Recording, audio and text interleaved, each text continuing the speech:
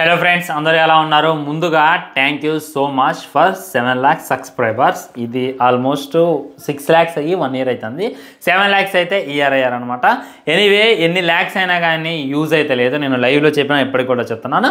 ఒకసారి ఇమాజిన్ చేసుకోండి, 7 lakhs subscribers అన్నారంటే అట్లీస్ట్ 3 lakhs వ్యూస్ అయినా రావాలి, అట్లీస్ట్ 1 lakh వ్యూస్ అయినా రావాలి. కానీ రావన్నమాట. అదే బాధగా అనిపిస్తుంది. 20,000, 30,000, 10,000 నిజంగా ఎంతమంది సబ్స్క్రైబర్స్ ఉంటే ఏంది భయ్యా? ఏడుపులు తప్ప ఏముండవు.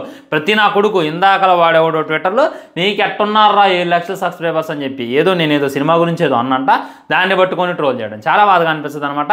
సబ్స్క్రైబర్స్ అనేటటువంటి వాళ్ళు నిన్న వచ్చిన వాళ్ళు మొన్న వచ్చిన వాళ్ళు కాదు, ఎప్పుడు నుండి వస్తూనే ఉన్నారు.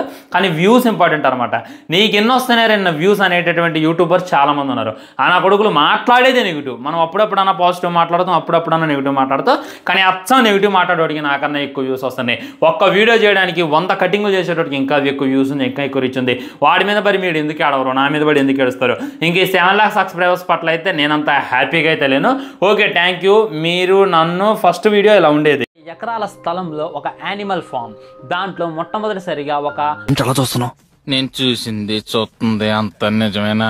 ఇప్పుడైతే ఇలా ఉన్నా అనమాట. మీ లవ్ అయితే నేను ఎప్పుడు కూడా మీకు రుణపడి ఉంటా.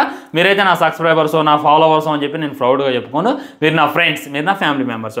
సో విషయం ఏంటంటే, అటు మూవీ నుండి ఒక పోస్టర్ని ఇవాళ అయితే లాంచ్ చేసేసారనమాట. ఇప్పటిదాకా వచ్చినటువంటి టీజర్లన్నీ ఒక ఎత్తు, ఆ గ్లిమ్స్, ఆ సాంగ్స్ అవన్నీ ఒక ఎత్తు అయితే, ఇప్పుడు వచ్చినటువంటి ఈ పోస్టర్ ఏదైతే ఉందో నెక్స్ట్ లెవెల్ అని చెప్పి క్లారిటీగా క్లుప్తంగా అర్థమవుతుంది. మొట్టమొదటి ఏంటంటే, ఇందులో ముగ్గురిని మెన్షన్ చేశారనమాట. హీరోయిన్ని మెన్షన్ చేశారు, హీరోని మెన్షన్ చేశారు, విలన్ని కూడా మెన్షన్ చేశారు. మొట్టమొదట మన ఎన్టీఆర్ అన్న దగ్గర నుండి మొదలు పెడదాం.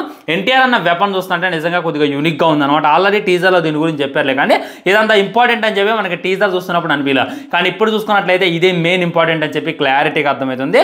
సో అక్కడ హీరో చూడండి, పెద్ద తల్వార్తో వస్తుందన్నమాట. పెద్ద పెద్ద గన్నులు పట్టుకొని పెద్ద పెద్ద బాడీ వేసుకొని వస్తుండు.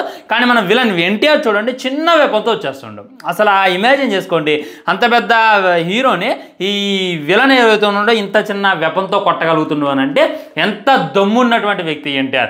ఆ క్యారెక్టర్ ఎలా ఉంటుంది అనేటటువంటిది జస్ట్ ఇమాజిన్ చేసుకోండి. ఇదైతే వేరే లెవెల్ అనిపించింది. తన లుక్స్ అయినా, తన క్రేజ్ అయినా, తన పట్టుకున్నటువంటి వెపన్ అయినా అన్నీ కూడా మనల్ని ఖచ్చితంగా ఆలోచింపేలా చేస్తాయి అనమాట. మనకి గూజ్బంప్స్ అయితే తెప్పిస్తే థియేటర్లో అయితే అరుపులు పక్కా అనేటటువంటి ఫీలింగ్ కలుగుతుంది. ఆ తర్వాత హృతిక్ రోషన్ చూసుకున్నట్లయితే పెద్ద తల్వార్ అయితే పెట్టిండు అనమాట. చూసుకున్నట్లయితే అక్కడ ఉంది మామూలు విలన్ కాదనమాట. నువ్వు ఉల్ఫ్ నాస్కి వచ్చినా, నువ్వు పెద్ద పెద్ద బందూకులు పట్టుకొచ్చినా, నిన్న చిన్న వెపన్తోనే ఉరికిచ్చి కొడతావు అనేటటువంటి భయం హృతిక్ రోషన్ కళ్ళల్లో అయితే నాకు క్లియర్గా కనపడుతుంది.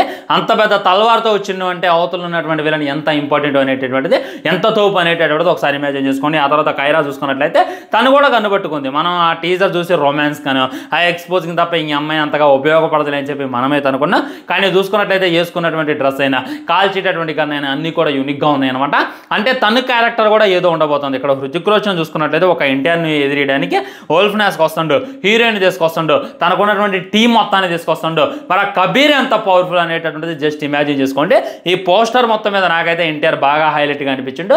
ఇంకా ఎన్టీఆర్ గుండి ఉండేటటువంటి సీన్లు అయితే ఇంకా హైలైట్గా ఉండబోతున్నాయి. ఎన్టీఆర్ హృతిక్ రోషన్కి సంబంధించినటువంటి ఫైట్లు కూడా నిన్న కొన్ని బయటకు వచ్చినాయన్నమాట పోస్టర్లు. అవి చూసినప్పుడు కూడా నాకు వేరే లెవెల్ అనిపించింది. సో మీరు ఎంతైతే ఎక్స్పెక్ట్ చేస్తున్నారో దానికి 10 times బిగ్గర్గా బెటర్గా ఉండబోతుంది. ఈ వార్ 2 అనేటటువంటిది క్లారిటీగా క్లుప్తంగా అర్థమవుతుంది. ఇంకోటి చూడండి, కింద 2 బోల్ట్స్ ఉన్నాయన్నమాట. చెరొక గన్ అయితే పట్టుకున్నారు. ఇది కూడా అంటే బోట్ ఫైట్ కూడా ఉండబోతుంది అని చెప్పి మనమైతే అనుకుంటున్నాం. ఇప్పటిదాకా మన ఎన్టీఆర్ని దేవరాలో చూసాం, త్రిబులార్లో చూసాం, వేరే సినిమాల్లో చూసాం. కానీ యాక్షన్ అడ్వెంచర్ చేయడాలు, ఆ హాలీవుడ్ తలపించేలా సీన్ చేయడం అయితే ఇప్పటిదాకా చూడాల. ఈ సినిమాతో అయితే ఆ కళ తెరబోతుంది అని చెప్పి క్లారిటీగా క్లుప్తంగా అర్థమవుతుంది. ఇంకా నాగవంశీ ఏం చేసి చెప్పిందంటే, ఆ సినిమా ఆయన అంటే అసలు మొదలు పెట్టిందంట చూద్దామని. కొనుక్కోవడానికి ఆయన డిస్ట్రిబ్యూటింగ్ చేయాలి కదా టాలీవుడ్లో. సో వాళ్ళైతే ఇంత డిమాండ్ చేస్తున్నారంట. సో అసలు ఈ సినిమా కింద దమ్ముందా లేదా అని చెప్పి ఆయన సగం మొదలు పెట్టాక ఆ సగానికి నేను కొనేయాలని చెప్పి ఫిక్స్ అయ్యానని చెప్పి ఆయన అయితే తెలియజేసిండు. ఆ రేంజ్లో ఉంటుందంట. హృతిక్ రోషన్ ఎన్టీఆర్ మధ్య ఉన్నటువంటి ఫైట్లు ఏవైతే ఉన్నాయో వేరే లెవెల్ ఉంటాయి అని చెప్పి తనైతే తెలియజేస్తున్నాను. నేను కూడా ఇగ్గల్లి వెయిట్ చేస్తున్నాను ఫ్రెండ్స్. సో దీని మీద మీ కామెంట్ ఏంటి? ఈ పోస్టర్ ఏ విధంగా అనిపించింది? మరి వాట్ డే 1 ఎక్స్పెక్టేషన్స్ మీ ఎంత ఉన్నాయి అనేటటువంటిది నేనైతే రేపు చెప్తా. మీ ఎక్స్పెక్టేషన్స్ ఎంత అనేటటువంటి కింద కామెంట్ చేసేయండి. లైక్ చేయండి, షేర్ చేయండి, ఛానల్ని సబ్స్క్రైబ్ చేయండి. వందే మాతరం, జై హింద్.